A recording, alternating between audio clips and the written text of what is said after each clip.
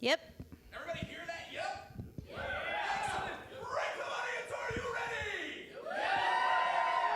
Ladies and gentlemen, Miquila Alejandre with right in CVS. 1, 2. Okay, this one. Ball. My favorite baseball term in the world. No! Oh, he threw it!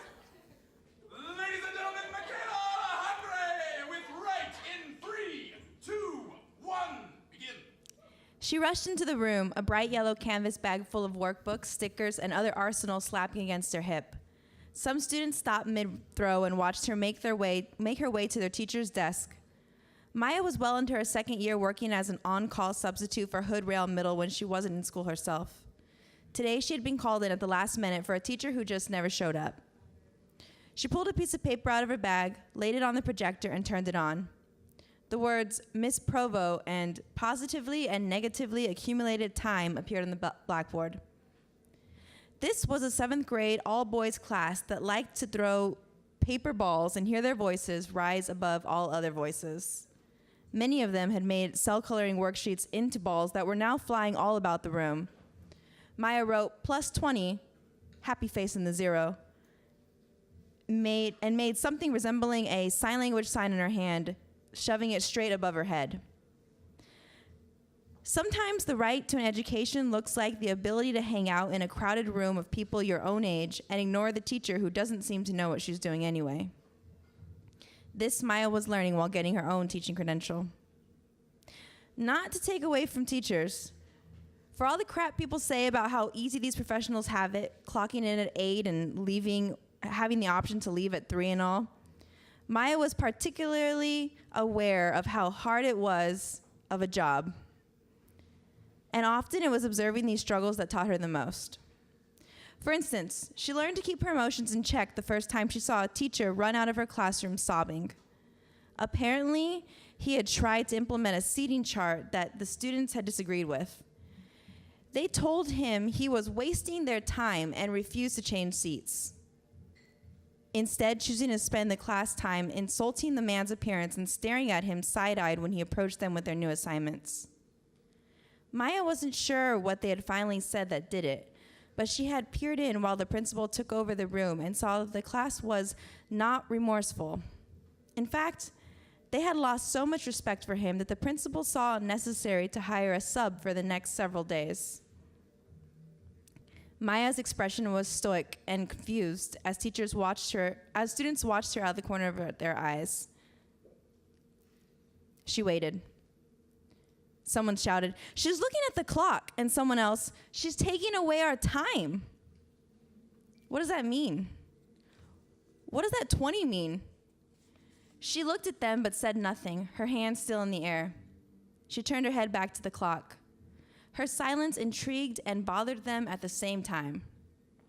"Shut up!" someone yelled. The class was quiet. She spoke. "I gave you 20 seconds. I expected you to have your eyes on me and mouths closed. When you didn't, I started counting. I got to 24 before you were ready for me to stop counting. We're going to try that again, and I'm going to give you the opportunity to earn back some of that original 20 seconds. What's the 20 for?"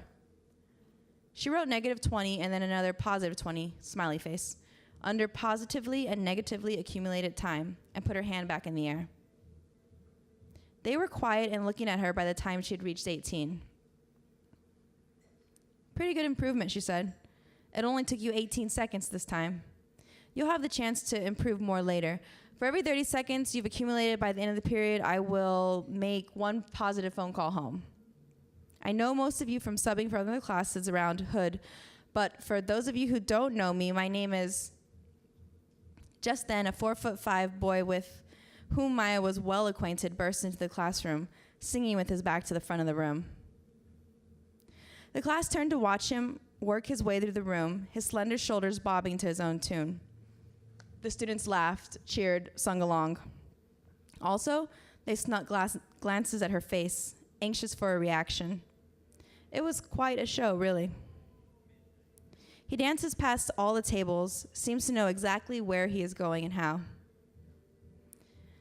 Maya learned early on that Richard was great in front of an audience. Whenever an administrator came in to observe her progress, he was a go-to. Can I have a volunteer come up and explain how to find X? Oh, Richard, sure, go ahead. She learned from his teachers that he'd been acting out lately.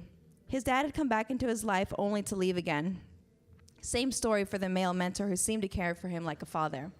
Like his father, she guessed. Maya changed the projector screen to a passage with 3 follow-up questions. Richard was dancing to an exit when she finally approached him. He stopped singing and took off quickly, a frightened baby bird. Toggling the entrance, standing where she can see the class of riled-up boys and Richard running down the hallway, she calls,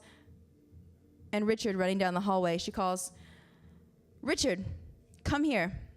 Not pleading, not yelling, projecting. No dragged out vowels. Loud, clipped words.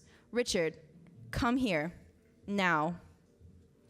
It is arguably due to insanity that the difficult climate of the public schools she had observed or substituted at strengthened her resolve to become a teacher herself. Still, she found herself fighting daily to give students the privilege of a calm classroom where they were actually getting an education. He turned and walked back over to her.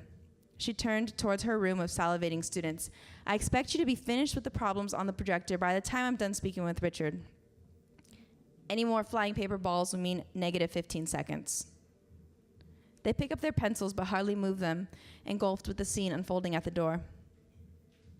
Richard stood in front of her, his silly little half smile across an embarrassed face. Yes, Miss P. Why did you run? I don't know. She believes this. Why did you interrupt this class? I didn't know you were teaching today. I'm saddened that you would do that, regardless of who was teaching. He looks down. She stops to listen to his lack of words. He allows her eye contact briefly. How are you? I heard about your dad and Red. I'm all right, he says to his laces. She lets the door close slightly to hug him out of sight of his peers. His arms remain limply at his side until he feels her releasing, when they shoot straight across her waist.